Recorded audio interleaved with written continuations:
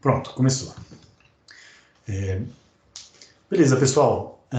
Na aula de hoje, eu queria falar um pouquinho para vocês, né, sobre subrrotinas e o uso da pilha. São dois assuntos que estão muito ligados, tá? Porque a chamada de subrrotinas, ela, intrinsecamente, né, ela usa a pilha, então tem que saber pilha para saber subrrotina. E nos vídeos eu coloquei um pouquinho de conteúdo de saltos, os saltos mais simples possíveis, só para verificar as flags mais elementares, né? Flag de carry, flag de número negativo, flag de zero, que é o que eu vou usar na aula de hoje. Alguns anúncios, tá? Primeiro, eu coloquei na aba de arquivos o capítulo 2 de um livro que eu estou escrevendo com o Zelenovski para tratar sobre o assunto dessa disciplina e para vocês terem uma bibliografia em português. Tem muitos exercícios resolvidos, dá para acompanhar direitinho pelo capítulo do livro, e tem uma série de exercícios propostos, que são parecidos com os exercícios resolvidos, só que com outros valores para você testar por conta própria, sem saber o resultado. E claro, todos os exercícios você sempre pode saber o resultado botando no Code Composer e depurando seu código passo a passo. Então sempre tem como resolver os problemas, né? O que eu vou fazer... segundo aviso. O segundo aviso é sobre as placas, tá? O professor Mintzo, ele está organizando um grupo para quem quiser pegar as placas emprestadas do laboratório. Então, o laboratório não está funcionando presencialmente, né? Então as plaquinhas que a gente usava para oferecer para os alunos estão disponíveis para serem emprestadas. Então, quem estiver sem a placa, temporariamente, pode pegar a plaquinha emprestada do laboratório, dado o compromisso, né, de devolver ao final do semestre. Então, eu coloquei um link para a equipe que está fazendo esses empréstimos no post principal, né, no canal geral da nossa equipe. Então, vocês podem acessar por lá. Terceiro aviso, o esquema dos testes. Tá? Então, seguindo as sugestões que vocês me deram, eu optei por fazer o seguinte. Ao invés da gente fazer o teste no final da aula, ou então fazer o teste... Eu ainda quero tentar fazer o teste durante a aula, tá? Quero experimentar isso. Então, eu queria experimentar uma das sugestões de vocês, que era fazer o testinho com o conteúdo das aulas passadas.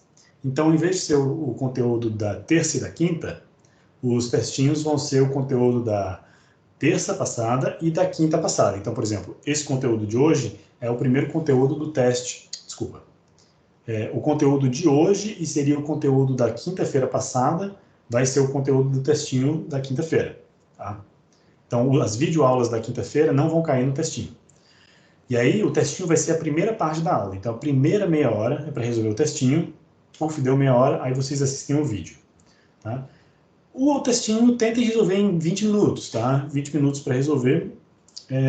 Acho que deve ser mais do que suficiente, porque são testinhos bem curtinhos. Então, vamos testar isso aí, vamos ver se funciona, né? Eu quero também saber o feedback de vocês depois que isso acontecer. Vamos testando. Quero testar algumas possibilidades aqui com vocês. Beleza. Então, vamos à aula. A aula de hoje, eu queria fazer com vocês um exercício de uma subrotina que eu acho muito útil. Então, a gente vai construir juntos uma biblioteca em Assembly para fazer operações matemáticas. Então, o primeiro exercício que eu queria fazer com vocês é a gente computar a multiplicação de dois valores. O MSP430, a arquitetura, ela é tão simples que o processador não sabe nem multiplicar. Ele só sabe somar e subtrair. Na verdade, nem subtrair ele sabe, né? Ele faz a subtração usando complemento a 2. Então, na verdade, ele só sabe somar. Só que a gente precisa usar a multiplicação muito frequente, né? É muito frequente a gente usar isso nos nossos algoritmos. Então, vamos fazer uma subrotina que faz a multiplicação de dois valores. Então, vou configurar aqui com vocês um protótipo, né, de subrotina. Eu vou compartilhar agora, Yuri, rapidinho.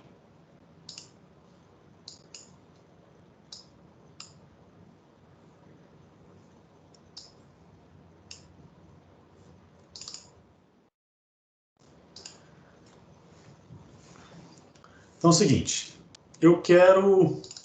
depois eu posso mostrar a solução do Memory Clear Memory Set. Ó, tá aqui, ó, o Christian, como é que você deveria chamar, como é que você deve chamar uma subrotina para testar ela. Então, por exemplo, a subrotina do exercício que eu propus para vocês resolverem, ela pode ser testada dessa forma. Então, para limpar o conteúdo da memória, eu vou limpar a partir do endereço 2400, quero limpar os 4 primeiros bytes. E aí, então, eu movimento 2400 para R12, movimento o valor 4 para R13 e chamo a subrotina mClear, Memory Clear. Depois travo a execução na rotina principal para ela não ir adiante. A subrotina Memory Clear, ela está num outro arquivo. E aí eu gostaria de mostrar para vocês como é que você faz um projeto com vários arquivos. Primeiro, deixa eu perguntar para vocês, o tamanho da letra está razoavelmente legível? Dá para ler, dá para acompanhar? Tá sim, professor. Tá sim. Dá para ver tranquilo. Beleza. Então, olha só a organização da pasta. Para fazer um projeto com múltiplos arquivos, né, às vezes você quer construir as suas bibliotecas e carregar as bibliotecas em forma de arquivo, e até para reutilizar em outros projetos. Então, por exemplo, eu fiz aqui um arquivo mem.asm. O mem.asm é só um arquivo que define duas funções, o memset e o memclear. Tá? Essas duas funções, para você exportar o nome delas para fora, você tem que usar o .def. Então, .def define que esses símbolos, né, o símbolo M7 e mClear, vão estar disponíveis para outros arquivos. Além disso, eu tenho o .text para indicar que esse conteúdo daqui vai para a memória ROM e não para a memória RAM. Então, isso aqui é código e não é dado, né, não é variável. Então, aí eu criei duas subrotinas. Lembrando que as subrotinas elas estão autocontidas entre um label e um retorno. Aqui eu tenho um label e um retorno. Ah, professor, posso ter labels dentro da subrotina? Claro, pode ter vários labels dentro da subrotina. A gente vai usar bastante hoje. A minha única recomendação é que se você tiver labels e saltos dentro de uma subrotina, que você faça saltos apenas dentro da mesma subrotina, não faça saltos para fora. Porque dessa forma a subrotina fica autocontida. Vamos começar com o memset. O memset é muito tranquilo.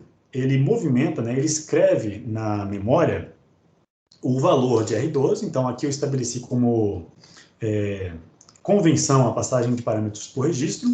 E o valor que vai ser usado para setar a memória está em R12. O endereço está em R13, o endereço a partir do qual eu vou escrever. E o número de bytes que eu vou escrever está em R14. Então, a função memset seta a memória com o conteúdo de R12, R14 bytes a partir do endereço de R13. Então, eu faço um move.b de R12 para 0R13. Note que esse 0R13 aqui é um modo de endereçamento indexado, para eu poder acessar não o valor de R13, mas o valor apontado por R13. Então, imagina que se R13 tem o valor 2400, eu quero escrever nessa posição de memória. Então, 0R13 faz isso. Eu incremento R13 para poder andar na memória. Isso aqui eu não botei nada, porque o incremento é um Word, tá? Então, sem nada e .w é a mesma coisa. Então, eu vou deixar bem explícito aqui que é um .word, já que eu estou trabalhando com um endereço de 16 bits. Já o byte que eu quero escrever, o que está em R12, eu só quero fazer uma movimentação de um byte apenas. Então, os bytes estão organizados de um em um, né, na memória, de um endereço em um endereço. Então, o próximo endereço vai ser o 2401. Para saber quando que eu terminei, né, eu preciso decrementar a quantidade de bytes que eu vou escrever. Então, eu decremento o valor de R14 e realizo um salto, né, eu faço um jump if not zero. Eu salto enquanto o valor de R14 não for zero, para a label M7, ou seja, eu volto para o começo da subrotina e escrevo de novo na próxima posição de memória. Tá? Esse DEC aqui, especificamente, você deve escolher se ele é um .w ou se ele é um .b. Eu também não coloquei nada porque eu quero permitir ao usuário escrever até 65.000 bytes, né? Que aí eu vou estar usando todos os 16 bits do registro R14. Mas se você quiser dar suporte apenas a 255, você pode usar R14 como um byte. Mas eu recomendo sempre aproveitar o máximo do registrador. Professor, o conteúdo de R12 está sendo o quê? Está sendo qual? Não estou entendendo essa parte. É o valor que você vai setar a memória. Você vai entender isso aqui daqui a pouquinho quando fizer a leitura do Memory Clear. Beleza. Então, vamos fazer a leitura do memory clear. Memory clear limpa R13 bytes da memória a partir do endereço R12. Ou seja, eu passo dois argumentos para essa subrotina. R12, que é o endereço a partir do qual eu vou escrever, e R13, que é o número de bytes que eu quero limpar, que eu quero zerar. Então, na verdade, o memory clear é nada mais do que uma subversão, uma versão mais simples do memory set. Então, eu vou usar o memory set para resolver o memory clear. Eu vou chamar memory set com os valores do valor que é 0, né? Então, value, addr e size. No lugar do value, o memory clear coloca 0, o endereço vai ser passado pelo usuário e o size vai ser passado pelo usuário. No caso da rotina memory clear, o endereço está em R12 e o size está em R13, o que é exatamente um deslocamento, né, do que está sendo exigido no memory set. Então, o endereço aqui em R13 e o size em R14. Aí, o que eu faço? Eu primeiro faço o ajuste. Já que R12 contém o endereço, eu passo R12 para R13. E se o tamanho está em R13, eu passo ele para R14, para eles ficarem de acordo com o que eu exigi aqui em cima. Eu posso assumir que R14, então, é uma word, né, em vez de um byte, para poder dar suporte até 65.000 palavras. E eu movimento o byte 0 para R12, já que é o argumento do valor que eu quero escrever na memória. Então, eu quero escrever 0, R13 vezes, R14 vezes em R13, quando eu chamo uma memory set. E aí, chamo essa subrotina, ela vai realizar o que é feito aqui e vai retornar. Certo? Aí, na rotina principal, eu faço esse teste inicializando, vamos fazer o teste aqui com 8 valores. Opa, tem um errinho. Onde está o erro?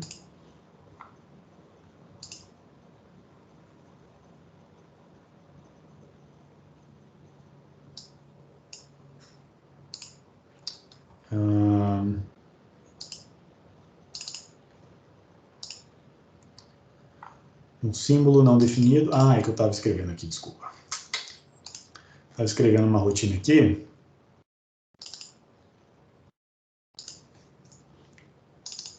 Só deixa eu corrigir isso aqui. Professor, esses registradores são arbitrários? Eu boto o R12, eu seto qualquer, o outro para botar no size, o endereço ou não? Só um instantinho, rapidinho. Deixa eu só corrigir esse erro aqui, que é um erro que não tem nada a ver com a aula de hoje. Quer dizer, tem a ver com a aula de hoje, mas era o que eu estava fazendo antes. Onde é que está esse bit set aqui?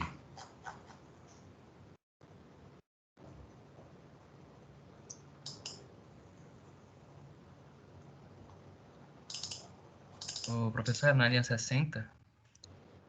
Aonde você viu isso? Vi na linha 60, mas... Não, esse bit set... Ah, é verdade, não está definido.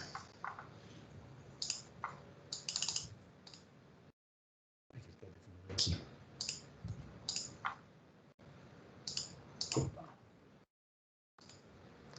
Pronto. Só para ele compilar e a gente vê o memory clear. Então, deixa eu voltar aqui rapidinho. Desculpa essa interrupção, era só um parênteses, depois eu vou explicar essa parte do código. Mas eu queria falar aqui do teste do memory clear. Então, eu vou zerar 8 bytes a partir do endereço 2400. Então, vamos lá executar. Como é que eu faço para testar as subrotinas? A subrotina eu vou testar clicando aqui no step into e step over. É mais o step into, né? Então, o step into é para você entrar dentro da subrotina. Step over é para você executar a subrotina e não entrar dentro dela. Então, eu já estou com a memória aqui setada na posição 2400. Vamos dar uma olhada aqui nos registradores. Eu vou só escrever um valor diferente aqui na memória para a gente ter a visualização dela sendo preenchida com 0. Então, vamos lá. Eu quero inicializar e chamar essa subrotina aqui. Eu vou inicializar, então, os parâmetros em R12 e R13. E acho que o Lucas que tinha perguntado, né? O valor desses registradores, a posição, ela é arbitrária? E, de fato, você que escolhe, tá? Eu escolhi aqui botar os meus parâmetros de entrada em R12, R13, R14 e R15, igual o compilador GCC faz. Mas você pode muito bem escolher o R4, o R5, o R6, qualquer registrador serve. No MSP nós temos 16 registradores. Os 4 primeiros são especiais. Então tem aqui, né? Esses 4 registradores iniciais aqui são especiais, são de uso específico. E do R4 até o R15 são registradores que você pode usar à vontade. Então, eu optei por usar os 4 últimos como parâmetros das minhas subrotinas, mas vocês podem escolher qualquer outro. Então, olha só, inicializei aqui R12 com 2400, vou inicializar R13 com o valor 8, beleza? E vou chamar a subrotina. Para executar a subrotina, eu tenho que entrar dentro dela. Então, dou um step into, aí ele vai entrar, vai fazer o call, e o call me leva para o memclear, né, que é o nome da subrotina. Aí ele vai, então, fazer a tradução dos parâmetros de entradas para os parâmetros de memset, porque memset usa R12, R13 e R14. Então, eu faço o ajuste de R13 e R12, botando o size em R14 e o endereço em R13. E vou preencher R12 com 0, porque é o valor que eu quero preencher a memória. Então, zerei o valor de R12 aqui. Agora, eu vou fazer um memset. Então, vou entrar clicando aqui em Step Into ou apertando F5. Quando eu dentro de Step Into, olha só, R12, né, tem o valor 0 e R13 tem o valor 2400. R12, eu vou mover o byte de R12 para 0R13. Se R13 é 2400, então ele vai escrever na posição de memória de endereço 2400. E esse byte anteriormente tinha o valor FF. Na hora que eu executar essa instrução, eu vou escrever 0 nessa posição. Então vamos lá, olha, rodei, escreveu 0. Agora eu vou incrementar o valor de R13, que era 2400, foi para 2401, e vou decrementar o número de bytes que eu quero escrever, que era 8, vai para 7. O último registrador que eu decrementei foi R4, e o resultado desse decremento aqui, dessa subtração, gerou flags de operação. As flags de operação podem ser vistas aqui dentro do registro SR. SR contém as flags carry, 0, número negativo e overflow, V aqui em cima. A gente está interessado na flag 0. Quando ela chegar em 0, né, quando o resultado da operação for 0, essa flag vai para 1. Como o resultado não foi 0, ele vai realizar o salto. Então, ele vai saltar para M7. Então, vamos executar. Saltou para essa label. E a primeira instrução nessa label é essa instrução aqui de baixo.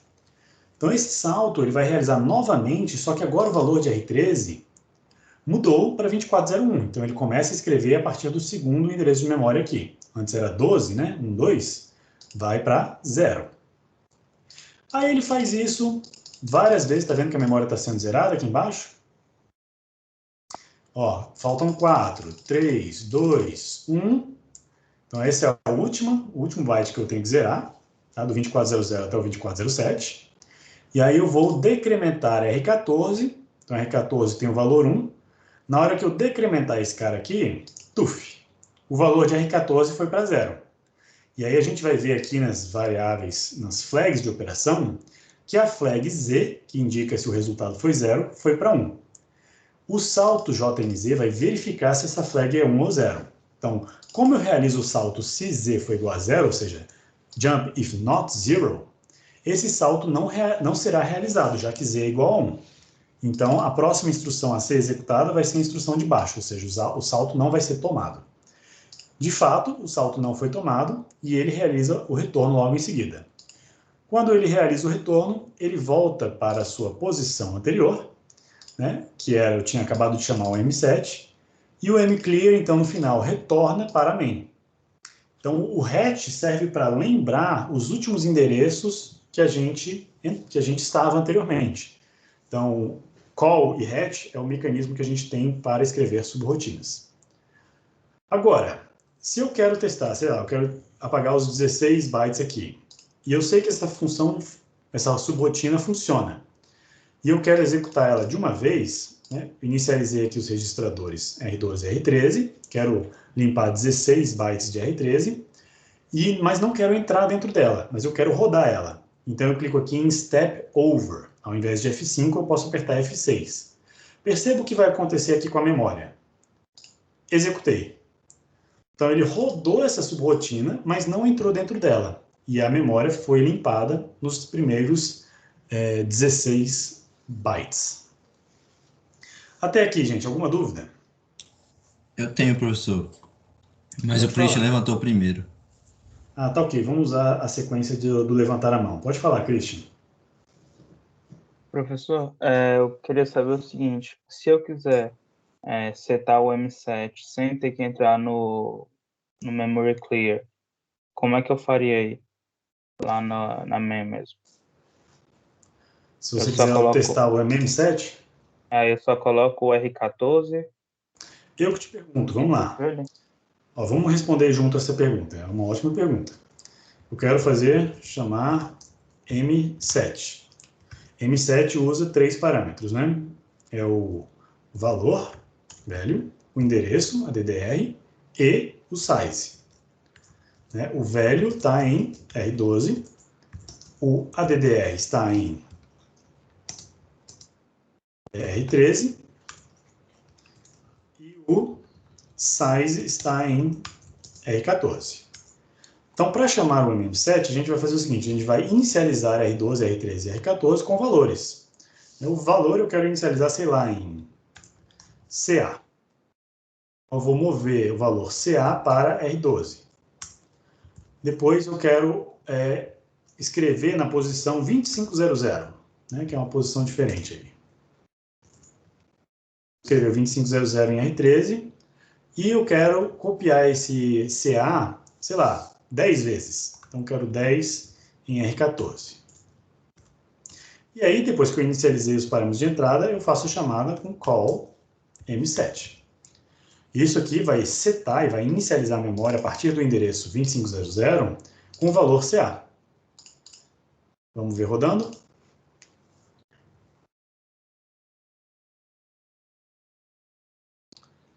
Então, vamos passar em diante isso aqui, a gente já viu funcionando. Agora eu vou lá para o endereço 2500. 2500 está aqui. Quero ver ele ser preenchido com byte CA. Então eu vou dar um step over no mem7 para pular, né, executar a subrotina e pular a sua execução. Então, olha, cheguei aqui no mem7, estou com todos os parâmetros inicializados. Pum! Eita, essa memória está risonha, hein? KKKKKKKK.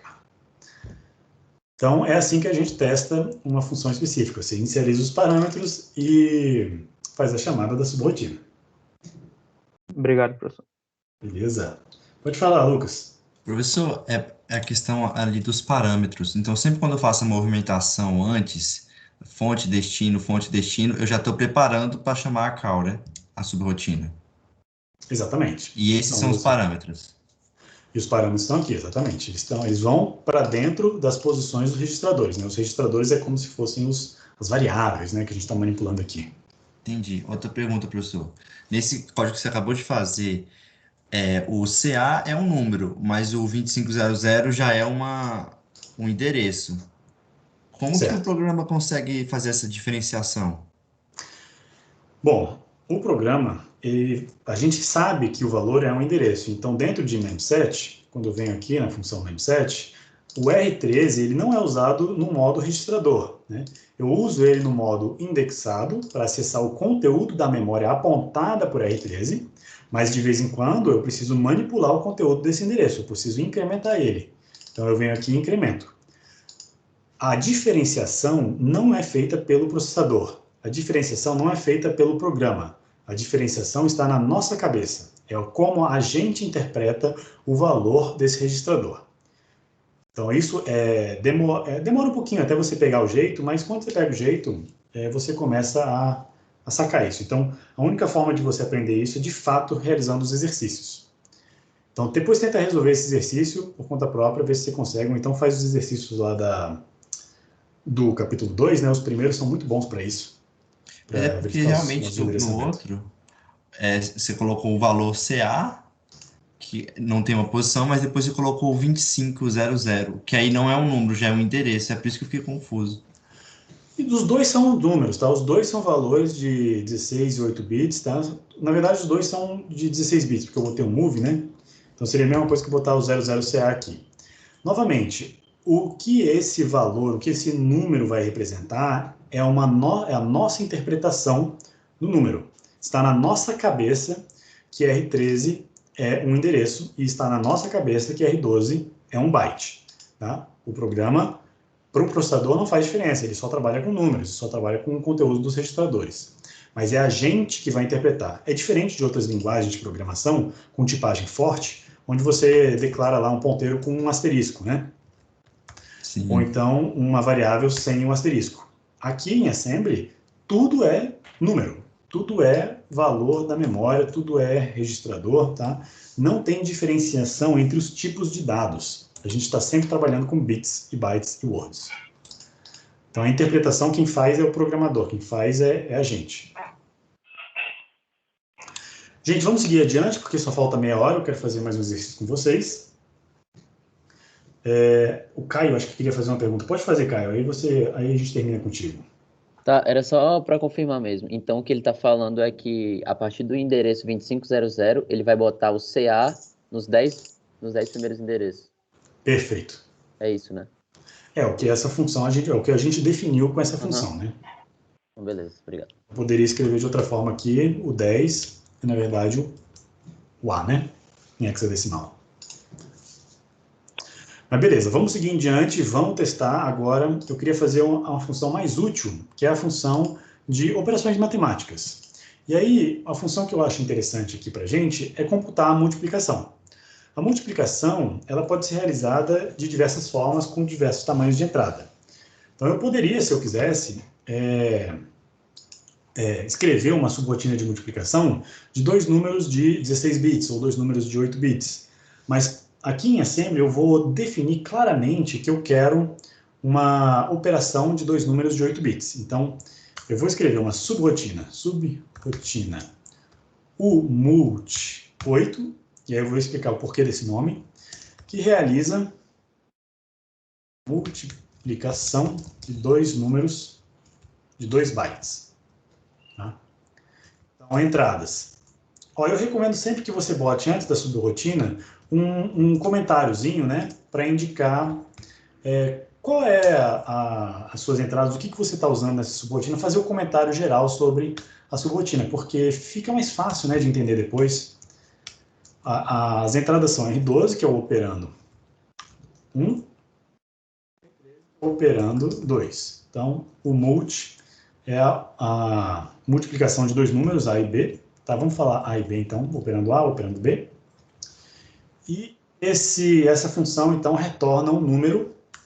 E aí, vamos lembrar lá de sistemas digitais, né? Quando eu faço a multiplicação de 2 bytes, qual é o tamanho do resultado dessa multiplicação? O resultado é sempre a soma dos tamanhos da entrada. Então, se eu multiplicar um número de 10 bits com um número de 20 bits, o resultado é em 30 bits. Como eu estou multiplicando dois números de 8 bits, o resultado tem que ser em 16 bits. Resultado, que é uma word. Ok? Então, uma multiplicação de 8 por 8, o resultado é em 16 bits. E aí, por isso do nome, o multi-8, porque eu preciso saber o tamanho de entrada para poder operar e saber quanto de espaço eu preciso reservar para o resultado. Então, eu vou apresentar aqui... e outra coisa, eu preciso também saber se eu estou operando com números com sinal ou sem sinal, porque a multiplicação é diferente dependendo se os números têm sinal ou não. Eu botei um Uzinho na frente, indicando que essa é uma operação de números unsigned, tá? Sem sinal. Então, se eu quiser uma multiplicação com sinal, eu vou botar um smult para fazer uma multiplicação de sinal. Como os números são sem sinal, existem vários algoritmos para realizar a multiplicação. Eu vou usar aqui um algoritmo simples, que é o algoritmo de somas sucessivas. Existem outros algoritmos, como, por exemplo, o algoritmo de deslocamento e soma, que é muito mais eficiente. Mas para manter as coisas simples, eu vou usar, então, somas sucessivas. Então, como é que eu faço para realizar somas sucessivas? Se eu quero multiplicar A vezes B, eu posso somar A várias vezes B vezes. Certo? Então, essa vai ser a estratégia que eu vou adotar aqui. Então, eu vou primeiro pegar o valor de R12 e colocar em R4. Vou colocar no valor temporário. Depois vou fazer... na verdade, vamos incrementar aqui. Vamos fazer o seguinte. Vamos pegar um registrador temporário. Tá? Então, vou colocar aqui mais uma entrada chamada de contexto. Eu sempre gosto de botar um contexto aqui, que é os registradores que eu vou usar a caráter temporário, para poder saber o que eu preciso salvar na hora de salvar o contexto. Então, eu vou botar aqui que R4 é o resultado temporário. Então, primeiro, eu vou zerar o valor de R4 para começar com o valor zerado. Então, movimentei o valor 0 para R4. Essa instrução de cima, ela tem um atalho chamado clear, CLR R4.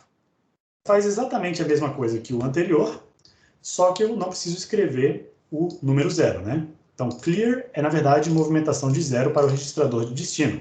Então, é um atalho. Eu vou botar a instrução completa, não vou botar a instrução emulada, para a gente deixar o código bem completinho, bem explícito, quero dizer. Então, eu inicializei R4 com 0, e agora eu vou entrar num loop, tá? Eu vou somar o valor de uma das entradas N vezes, tá? Então, vamos somar o R12, R13 vezes. Então, vamos somar, add. Agora, soma tem que ser uma soma de word, porque o resultado é um word. Então, se eu movimentei um byte para R4 no começo, para inicializar R4, agora eu tenho que operar com words. Então, esse clear, né, essa movimentação de 0 para R4, faz duas coisas para mim. Ela já inicializa o byte menos significativo e zera o byte mais significativo também. Faz duas coisas em uma, que é uma coisa boa. Então, vamos agora acumular o valor da entrada A, que é o R12, nesse registrador. Então, R12, eu quero salvar em R4. Então, a gente viu na aula passada que o add realiza a operação entre os dois operandos e salva no operando de destino. Então, na verdade, ele mesmo é uma operação cumulativa, né? Então, agora eu vou decrementar o valor de R13 para saber quantas vezes eu preciso somar. E aí eu vou realizar um salto enquanto R13 não for 0. Eu vou saltar para onde? Para o loop. Quando o R13 chegar em 0, esse salto não vai acontecer e eu vou executar a linha de baixo. Quando a linha de baixo for executada é porque o algoritmo já terminou e eu posso então retornar. Mas antes de retornar, eu vou salvar o resultado temporário na sua posição de saída, né? Então, vou fazer um move.w do R4 para R12. E depois eu retorno. Tem jeito melhor de fazer isso? Tem. Quer dizer, eu vou gastar uma instrução a mais, né? Mas, na verdade, vai ficar elas por elas. Então, vamos botar aqui um comentáriozinho. Realiza a multiplicação por soma sucessiva.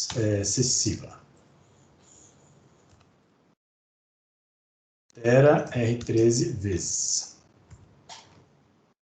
O Pedro está perguntando assim, mas professor, se um dos operandos for 0, essa subrotina não funciona, né? Se um dos operandos for 0, exatamente, é uma subrotina que tem, inclusive, só se, deixa eu ver aqui. Se um dos operandos for 0, não, ela funciona sim, porque olha só, se for R12, eu vou estar sempre somando 0 R13 vezes. É soma, né? Por isso, né? Ah, mas espera aí, ele tem razão, porque se o R13 for 0, eu vou decrementar e aí o 0 vai virar FF. Então, de fato, o Pedro detectou aqui um bug, né, nesse algoritmo, e aí eu teria que fazer uma verificação, um teste, verificar se o R13 o R12 pode ser 0, mas o R13 não pode ser 0. Então, eu vou testar se R13 é 0. Se for 0, eu vou para o retorno, né? Return, vou botar assim, return. Então, aí eu vou ter aqui uma label return para tratar esse caso. Tá? Então, de fato, o Pedro detectou um erro aí, um bug, né, de execução, que agora está corrigido.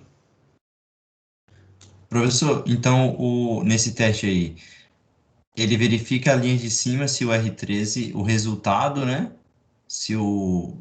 Como é que é mesmo esse JZ? O teste faz o seguinte, o teste verifica se o valor aqui é 0. Na verdade, a instrução compare, que eu ainda não ensinei, a gente vai ver na próxima aula, do valor do registrador com 0. Se o resultado desse registrador é 0, então a flag Z vai para 1. Então, eu realizo o salto se for 0. Então, essa estrutura aqui que eu estou mostrando para vocês, teste um registrador. Se o registrador for 0, ele realiza o salto. Se não for 0, ele continua executando aqui embaixo. Agora, gente, olha só. Esses nomes internos aqui dos labels, eles podem, inclusive, são nomes muito genéricos. Eles podem aparecer em outras subrotinas. A minha recomendação é que quando você faz uma subrotina, você use labels com o nome da subrotina. Então, você pode botar assim, ó, o multi8 loop e o multi8 hatch, de return. Dessa forma, você tem uma maneira de estruturar os seus labels para botar várias subrotinas, né? E não se preocupar muito em usar labels muito genéricas.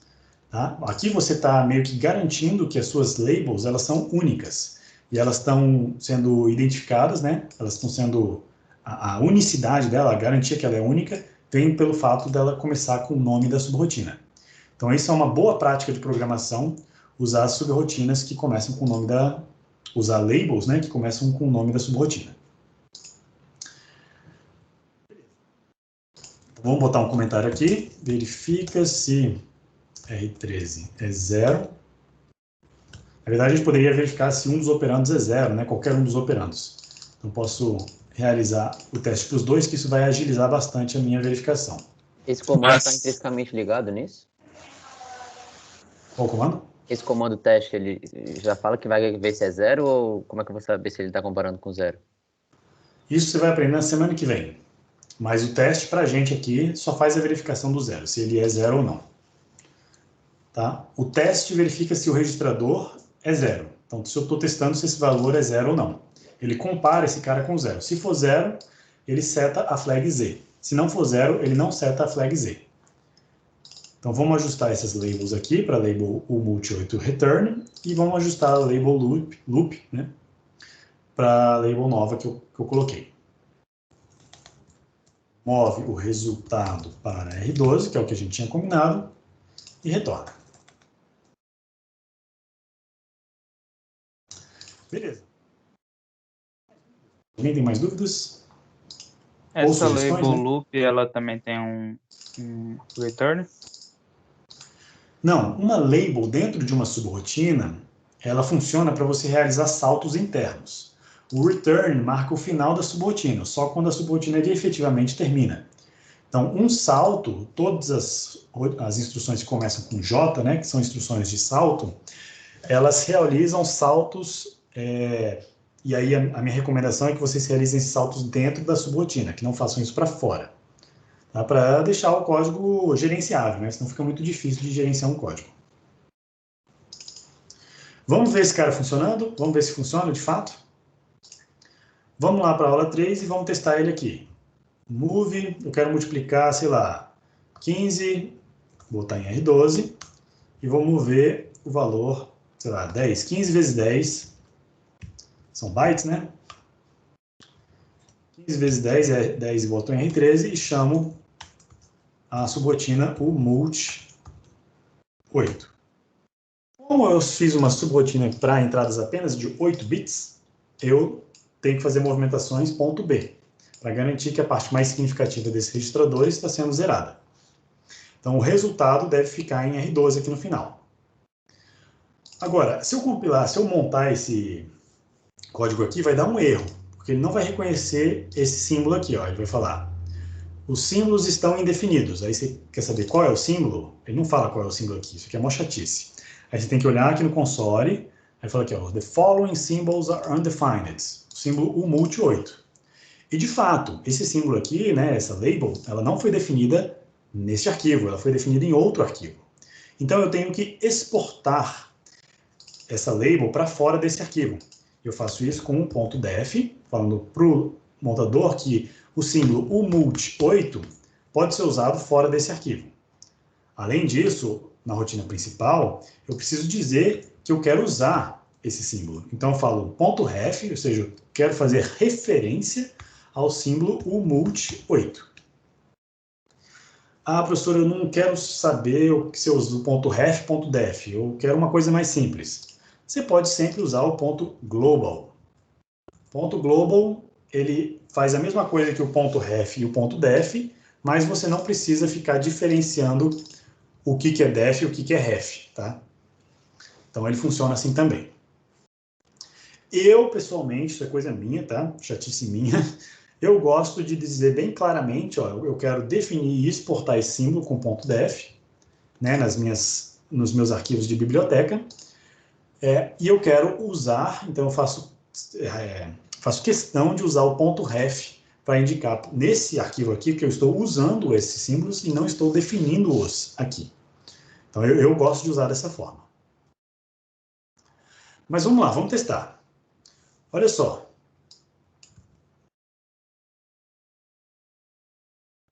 Cacilda.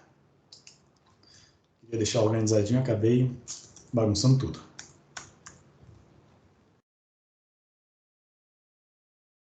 Só comentar esse código aqui.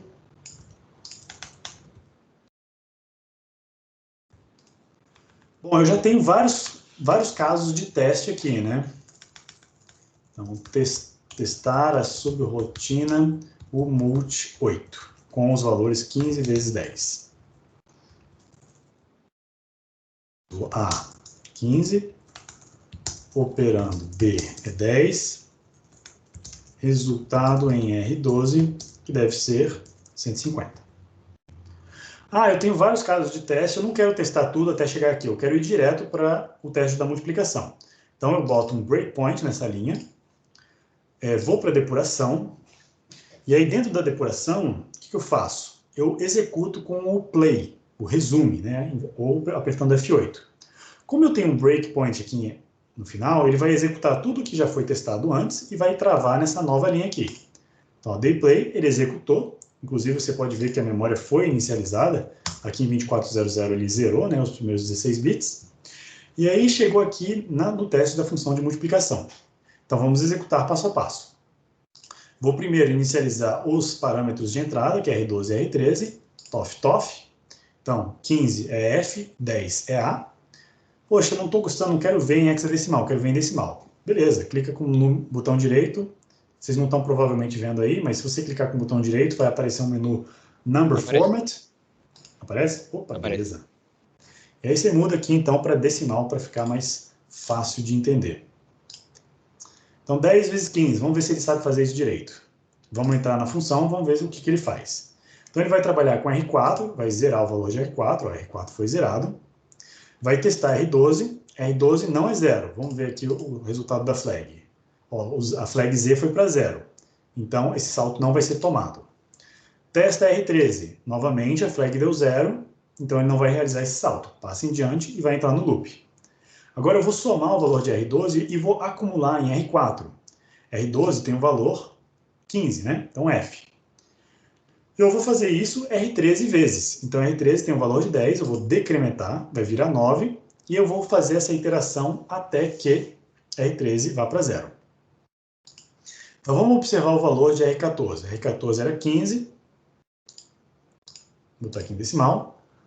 Novamente, somei 30, beleza. Novamente, 45. Não quero fazer isso aqui até terminar, quero ver quando ele retorna. Então, boto um breakpoint, aperto o play. Terminou o loop, olha o valor de R4. Opa! O valor de R4 já foi para 150, que é de fato o resultado correto. Então eu vou posicionar esse resultado na posição de retorno, que é R12, POF, está lá, e retorno. Então, na saída da subrotina, o resultado esperado está em R12. Mas olha só o preço que eu tive que pagar. Dentro dessa subrotina, quem está chamando ela não sabe nada dentro da subrotina. E se eu estivesse usando aqui na minha rotina principal o registro R4, ele seria perdido. Eu estaria mudando o valor de R4 para o resultado temporário da operação. Então, isso é um problema. Né? É um problema que tem que ser resolvido. Então, uma forma da gente resolver esse problema é salvando os valores que a gente for usar internamente, os valores que eu estou chamando aqui de contexto, na pilha. Então, já que eu vou manipular R4, eu vou aqui colocar no prólogo da função. backup dos registradores. Vou botar os registros temporários. Tive uma discussão lá com o Zelê para a gente decidir se sempre vai falar registros ou registradores. Aí a gente optou por registros e eu estou com dificuldade de tirar esse hábito. Então vamos lá, eu vou salvar o valor de R4. Então vou dar um push R4. 4, né, eu não sei o que tem dentro dele, se é um byte ou se é uma word. Então, no caso mais safe, eu vou usar um push.w, tá? Quando eu estou no prólogo de uma subrotina. Um backup do registro R4.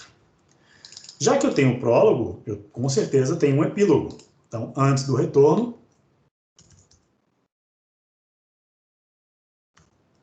eu vou botar aqui um pop R4.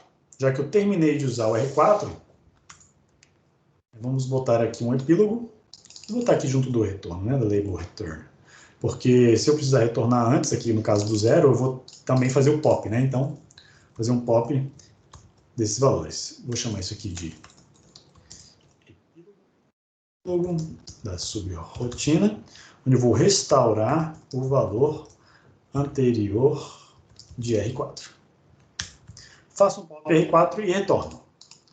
Vamos ver isso operando ao vivo e a cores.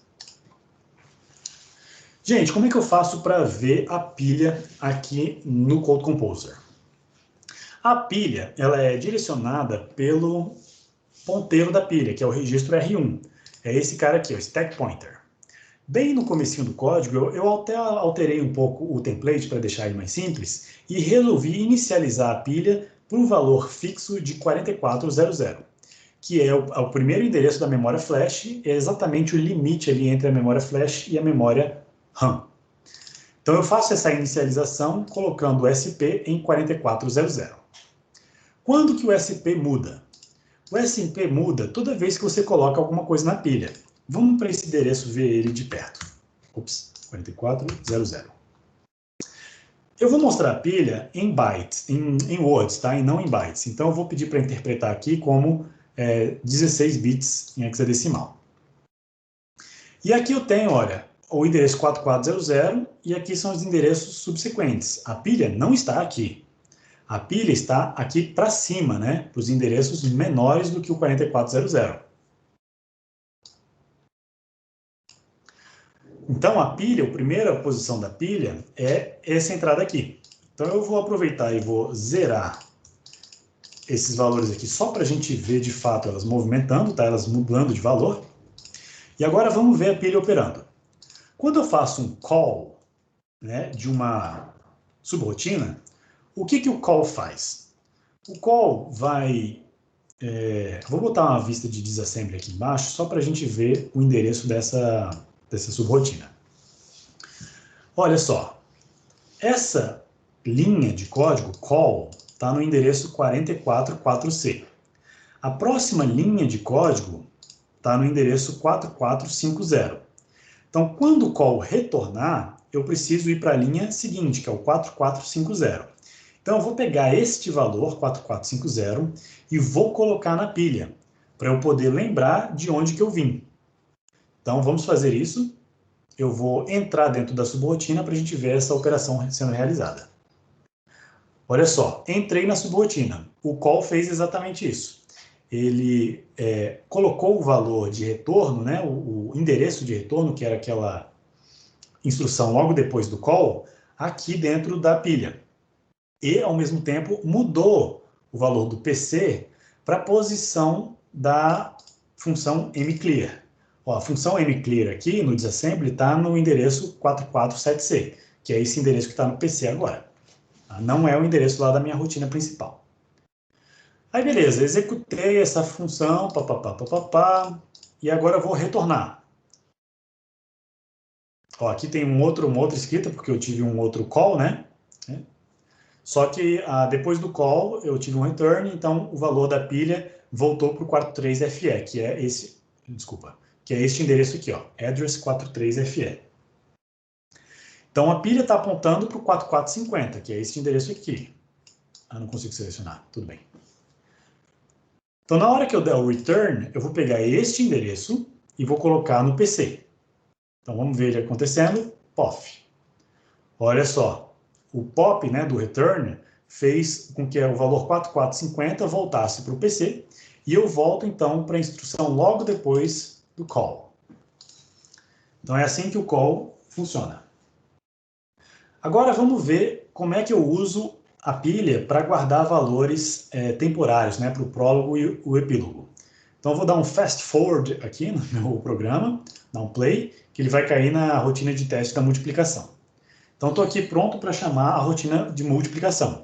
O ponteiro da pilha voltou para a sua posição original, que é o 4400, ou seja, o próximo valor que eu escrever na pilha vai vir para essa posição vermelhinha aqui. Tá?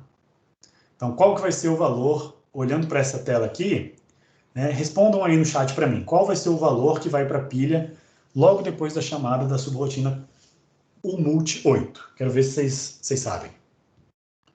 O call está aqui, esse é o endereço do call. Vamos ver se vocês conseguem descobrir aí. Qual que é o valor que efetivamente vai para a pilha depois do call do umult8?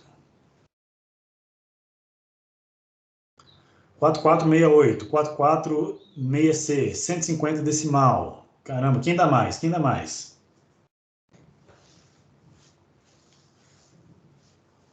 (446A). Eita, nós. 68, 0x estrela. 4468. Rapaz, só uma pessoa acertou. Foi o Divino. O Divino acertou e o endereço que vai de fato para a pilha é o endereço da próxima instrução depois do call. Então, se o call está aqui e está no endereço 4468, a gente vai retornar não para essa função, porque essa instrução já foi chamada. A gente vai retornar para a próxima. E a próxima instrução está no 446C. Então, ele vai vir para cá. Então, vamos fazer isso aqui, ó. Na hora que eu chamar a subrotina, olha lá a minha pilha, foi 4446C. Beleza. Coloquei alguma coisa na pilha, agora eu vou fazer um push do R4. R4 tem o valor 150 em decimal, né? Vamos ver qual é o valor em hexadecimal aqui, para a gente ver o que vai para a pilha. É o 0096. Quando eu fizer push, o valor 0096, que era o valor de R4, foi para a pilha. Então, é uma forma de salvar o valor de R4. E aí eu vou executar a subrotina, ploft. Você vê que o valor de R4... e dplay. Cacilda. O valor de R4 foi usado aqui dentro do... O valor de R4 foi usado aqui dentro da minha subrotina, né? Foi usado aqui nas minhas somas sucessivas, nas minhas somas sequenciais. E aí, no final, eu restaurei o valor de R4. Então, eu vou só dar um fast forward aqui para o return. Vou botar um valor qualquer aqui. Um valor aleatório, né? Café. E vou reexecutar isso aqui. Então, estou pronto para retornar a função de multiplicação. Então, olha só. Eu primeiro boto o valor do R4 em R12, que é o valor de retorno, e aqui só para a gente verificar, eu modifiquei o valor de R4 para café, mas o valor anterior era 0096. Então, na hora que eu fizer o pop, está implícito aqui no pop que eu vou tirar o valor que está no topo da pilha e vou colocar em R4. E onde está o topo da pilha? O topo da pilha pode ser encontrado pelo ponteiro SP. Mas eu não preciso ficar olhando o ponteiro da pilha toda hora. Eu sei que eu só coloquei 2 elementos por enquanto. Então, eu sei que o topo da pilha é esse elemento aqui. Então, vamos lá. O endereço é o 43FC. Esse aqui é o 43FE, 43FC. É esse elemento aqui. Então, 996 vai voltar aqui para R4, na hora que eu fizer o pop. Olha lá, voltou para R4. Então, está aqui. E aí eu faço retorno, e aí o resultado está em R12. Então, uma forma muito prática, né, de você salvar os valores anteriores sem... de você trabalhar com o valor de registradores sem precisar destruir os valores que estavam salvos anteriormente. O Danilo está perguntando se as instruções são de 32 bits. Não, as instruções são todas de 16 bits, Danilo. A gente pode operar com bytes ou com words de 16 bits. As instruções Só um instantinho que minha cadelinha queria sair aqui. As instruções, de fato, quando são codificadas aqui na memória, elas podem assumir valores maiores, tá? Elas podem vir com uma constante, né? Por exemplo, isso aqui é uma instrução que leva um complemento, e é o complemento que é justamente o índice do modo indexado. Então, a instrução, ela é de 16 bits, mas ela pode levar complementos e pode assumir até 3, no máximo, né? Até 3 palavras de 16 bits. Mas eu até comentava isso aqui antes no curso, mas agora eu não comento mais. Então, pessoal, é isso que eu queria falar para vocês. Ficou faltando aqui o modo de endereçamento, o modo de passagem de parâmetros pela pilha, mas como o nosso tempo acabou, eu posso comentar sobre isso, eventualmente, num exercício resolvido, ou talvez na próxima aula eu falo sobre isso, tá? Então, por enquanto, vamos trabalhar apenas com passagem de parâmetros por registradores. Então, deixa eu parar de compartilhar aqui com vocês.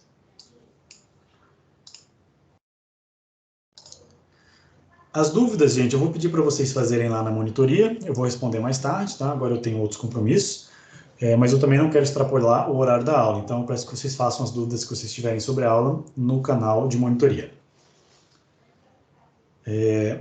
Então, obrigado a todos pela atenção. A parte de passagem de parâmetros por endereço de memória e pela pilha, eu vou fazer na próxima aula, ok? Ok. Pessoal, obrigado pela atenção. Desejo a todos uma boa semaninha. Vejo vocês na quinta-feira. Obrigado, professor. Até, professor. Tchau, tchau. Tchau, professor. Até quinta. Valeu, professor. Até mais.